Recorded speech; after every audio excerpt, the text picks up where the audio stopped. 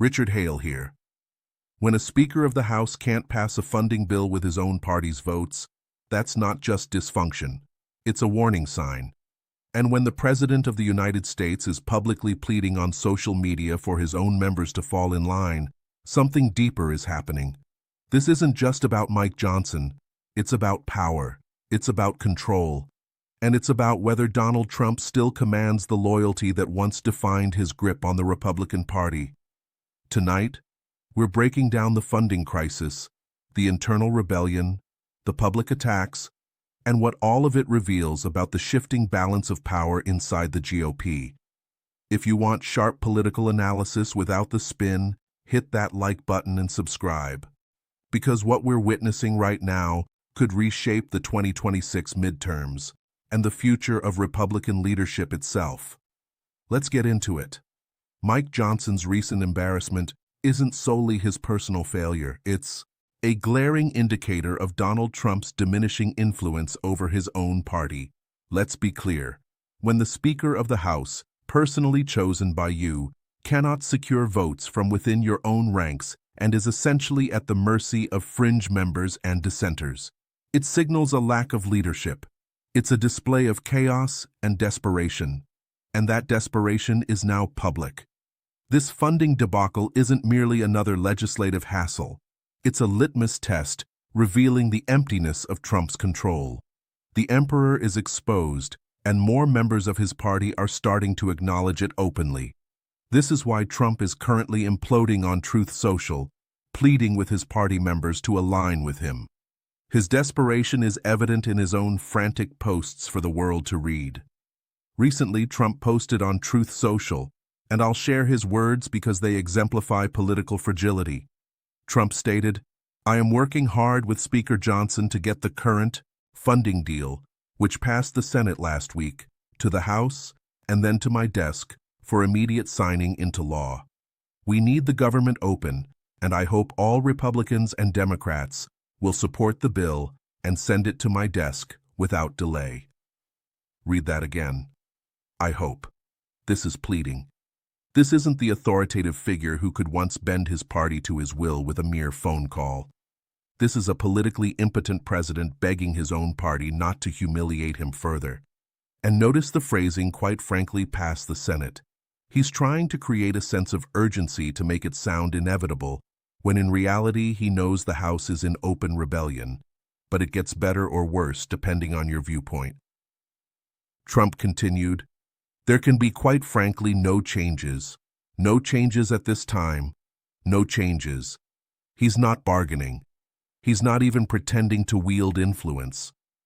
He's just hoping that if he insists on no changes strongly enough, people will comply. Spoiler, they won't. And because Trump can never stick solely to political issues, he had to make it personal and mean-spirited. Trump launched a personal attack on Thomas Massie. He insinuated that Massie became liberal because of his new wife, suggesting she is a radical leftist. This new union happened so quickly that perhaps he didn't know what he was entering into. Thomas Massie's first wife passed away unexpectedly. He grieved, found love again, remarried, and Trump is attacking his new wife, suggesting she's a radical leftist and that Massie didn't know what he was getting into. This mirrors the tactic Trump used against Ted Cruz in 2016 when he insulted Heidi Cruz. Yet Cruz still became one of Trump's most loyal defenders. But that was 2016, when Trump had an aura, when Republicans feared him, when a Trump attack could end a career. Now in 2025, Thomas Massie is still standing, still voting against Trump, still highlighting the administration's failures. Because when you're winning, you don't need to be this harsh. Real power brokers operate behind the scenes, making calls, striking deals. They don't shout into the void on social media, attacking congressmen's wives they need. Real power is discreet, desperation is loud, and Trump is performing a spectacle. Now let's discuss Mike Johnson because he embodies this dysfunction. He recently appeared on Meet the Press, and his comments about his relationship with Trump reveal everything about who truly holds or doesn't hold power. Johnson said, We have a lot of our discussions and sometimes debates privately because you don't want to do that when you're in the same party publicly. He claims this has led to effective governance. He also claimed the first year of the Trump administration was one of Congress's most productive periods. He overlooks Trump's poor approval ratings, the last government shutdown being a disaster for Republicans and Americans, blaming Trump and the GOP for healthcare threats. Johnson just follows the script. When asked if there's any area where he disagrees with Trump, Johnson responded, "Yes, but these are private, not public." Translation: I concede privately. I get reprimanded behind closed doors where my son-monitored accountability software can't record my submission. But publicly, I toe the line, praise the leader, and say what needs to be said to survive another day. This isn't leadership. It's survival masquerading as governance. The numbers tell the story. After the recent special election in New York's 18th district, Mike Johnson now holds a majority of 1. He can't lose a single Republican on any vote or he loses. That's not governance. It's a hostage situation. In mathematics, this is an impossible equation. In politics, it's a death spiral. When you need perfect unity with no room for defection and members like Anna Paulina Luna and Thomas Massie are openly defying you, you don't have power. You're just a man with a gavel, hoping nobody notices. Compare this to past speakers facing rebellion. John Boehner resigned to avoid such humiliation. Kevin McCarthy was ousted for far less. Mike Johnson survives only because there's no viable alternative on the Republican bench. That's not strength. It's stalemate. It's everyone too scared to act because they know the ensuing chaos would be worse. This brings us to the rebels undermining Mike Johnson's speakership. Let's start with Anna Paulina Luna, one of the more extreme House Republican members.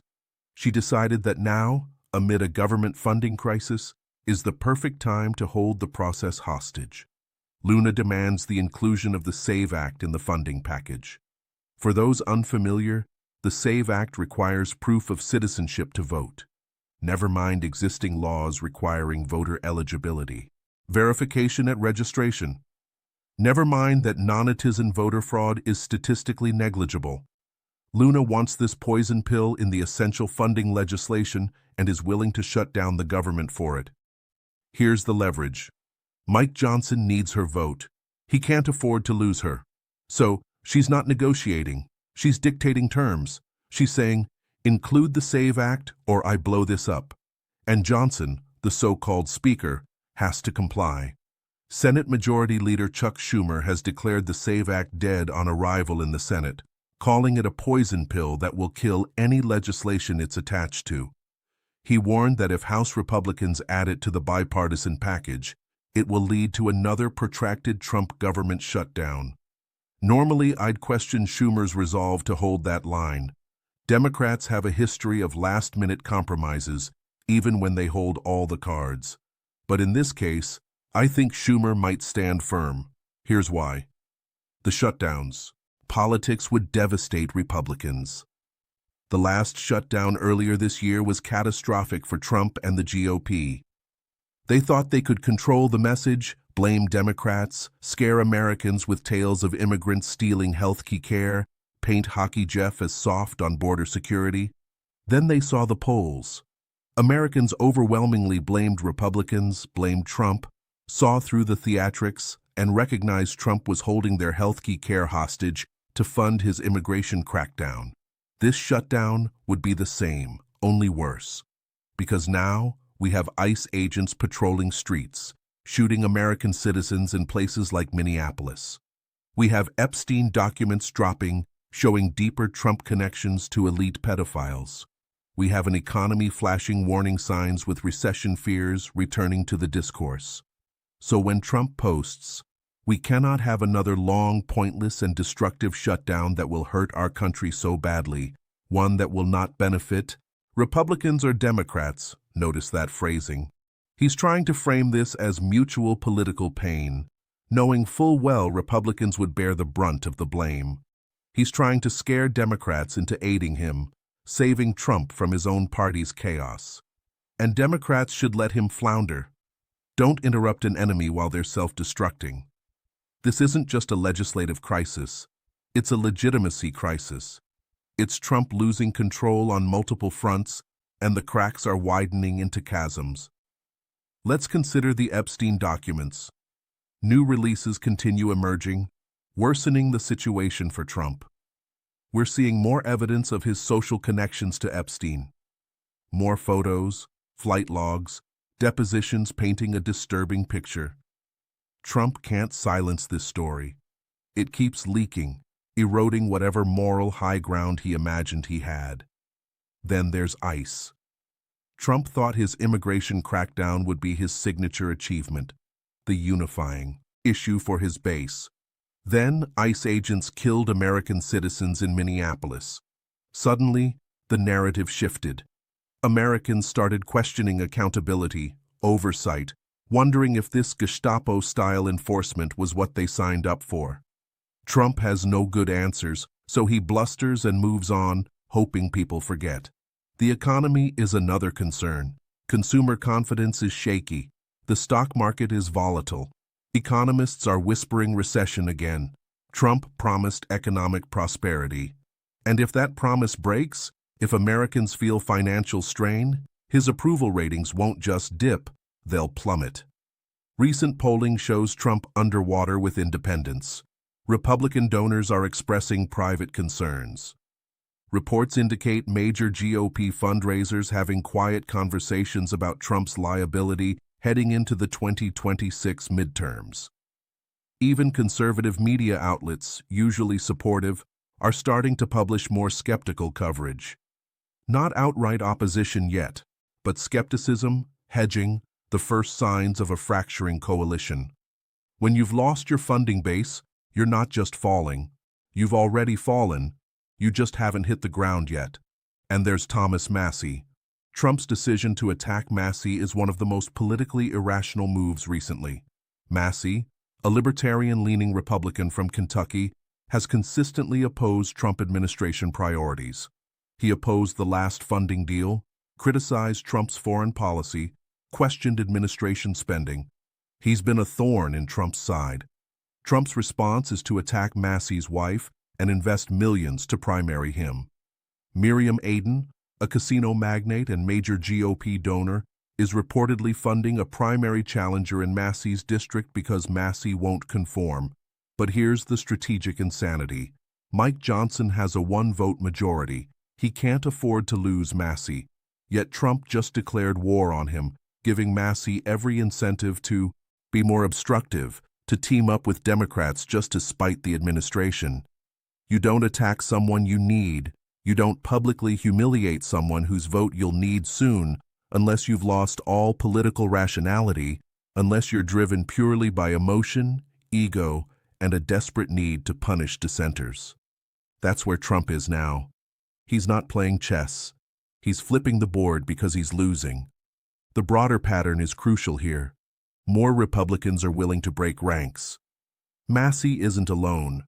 Others, some quietly, some loudly, are testing if they can survive Trump's wrath. Increasingly, the answer is yes. Trump's endorsement lacks its former weight. His threats are hollow. His attacks are background noise. Fear only works if people believe in your retaliatory power, and Trump's is disappearing. Part of the reason ad spends so heavily against Massie relates to his criticism of Israel's actions in Gaza. Massie is one of the few Republicans questioning unconditional support for Netanyahu, and pro-Israel donors dislike that. So multiple interests are at play here, multiple influences, but that's a story for another time. Today's story is Trump's weakness with Massie as Exhibit A. As Trump unravels on Truth Social and Mike Johnson appeases his rebel caucus, let's examine effective political messaging. Pete Buttigieg recently demonstrated this on Fox News. Transportation Secretary Buttigieg was interviewed by Kay McEnany, Trump's former press secretary, whose job was to spin for him. McEnany attempted to corner Buttigieg on his criticism of Trump's Venezuela operation, highlighting successes like Maduro's capture and prisoner releases, but remained unfazed. He stated, "There are many dictators I don't like, Maduro included. That doesn't mean the U.S. should use force against them all. Anytime force is considered, and I speak as someone who served in a war by presidential order, the bar must be higher. It must serve the core security interest of the U.S. with no alternatives." Calm, factual, grounded in his military service. He wasn't defensive. He explained why standards matter. Then he pivoted brilliantly. Buttigieg said, "The administration claimed this was about drug trafficking. Yet, we haven't heard why Trump pardoned Honduras's ex-president convicted of importing millions of cocaine doses into the U.S. Did he donate to Trump's projects by cryptocurrency? Why are these fraudsters pardoned?" This connects Trump's pardons to his financial interests, making the case in real time on Fox News for an audience needing to hear it. Buttigieg continued, "The pardon power, whether concerning January 6th offenders or the ex-president of Honduras, should be a bigger story." He linked January 6th pardons to Honduras to the crypto scheme to Venezuela, weaving a narrative of corruption. This is how it's done, not with rage, but with receipts, facts, calm, precision. McEnany's response. She noted Marco Rubio's explanation that Trump felt the Honduran president was treated unfairly, then Buttigieg for his viewpoint. She couldn't defend the substance, couldn't refute the corruption charge, just thanked him and moved on, avoiding deeper engagement. This is preparation's power, facts power, truth's power. Buttigieg took Fox News as a platform and dismantled their narrative live. Democrats must do this constantly. Flood the zone. Dominate every platform. Don't let Trump control the narrative through Truth Social. Where does this leave us? What's the immediate and bigger picture? Short term, we're likely facing another shutdown. Luna won't back down. Schumer's drawn his line. Johnson lacks votes. Trump, despite his Truth Social pleas, can't unify his party. Expect a partial shutdown. Funding will lapse, reminding Americans Republicans can't govern. The real question is duration. How much pain? Will Republicans endure before someone yields? More importantly, who yields first? If it's Johnson and Trump caving to Luna to force the SAVE Act, the Senate will reject it, resetting the crisis. If Luna relents, she looks weak and Trump weaker for failing to control her. There's no win for Trump here. Every result highlights his lack of power. Can Mike Johnson survive? Politically, he's doomed. The question is, when the trigger's pulled. But Republicans have a problem. No good replacement. Anyone taking the role faces the same nightmare. A one-vote majority, a fractious caucus, a president demanding loyalty without protection. So Johnson might survive short-term, not for effectiveness, but because nobody else wants the role. But the bigger picture matters. Trump enters the 2026 midterms historically weak. His approval ratings are poor. His party's House majority is thin, weakening with each special election defeat, each rebellion, each shutdown, each panicked. Truth Social post. They're all data points on a downward trend. Republicans are realizing Trump is a liability, not an asset. The fear is fading once it's gone. Once Republicans don't believe defying Trump is career-ending, the floodgates open. We're seeing it with Massey Luna, Freedom Caucus members prioritizing personal survival over Trump's agenda. For Democrats, it's a strategic opening. The message is clear. Republicans can't govern. They can't keep the lights on. Can't protect health care, can't control their caucus, and at the top is Trump begging for votes on social media. Democrats need to focus on health care, ICE overreach, economic stability, then step back and let Republican chaos speak for itself. Document it, amplify it, ensure voters understand, and remember it in 2026. What have we learned today? Donald Trump is politically impotent within his party. He can't command loyalty, can't secure votes, can't make calls. He screams into the void on Truth Social, hoping someone listens. Mike Johnson is a speaker in name only, a figurehead, a puppet with strings pulled by everyone except the one supposed to pull them. He survives day-to-day crisis to crisis with no vision or control. The Republican House majority is one defection from collapse, one brave soul, one rebel, one member deciding they've had enough and it all crumbles. That's not governance, it's a ticking bomb. Democrats are finding their messaging strength, but Egg showed the way. Calm, factual, devastating.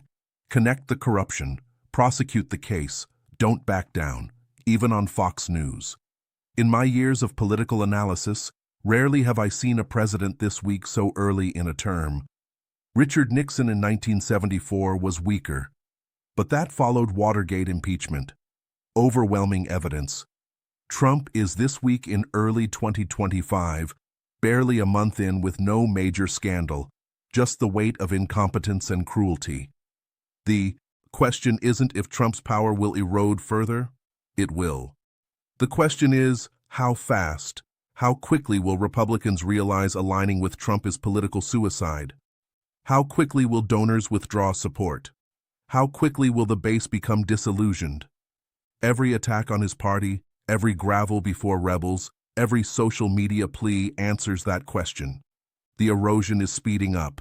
This is why we must flood the airwaves, dominate every platform, every conversation, every narrative.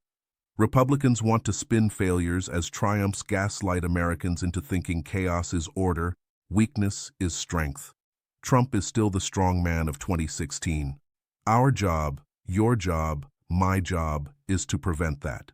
Document failures, amplify chaos, ensure every American sees what's happening in Washington.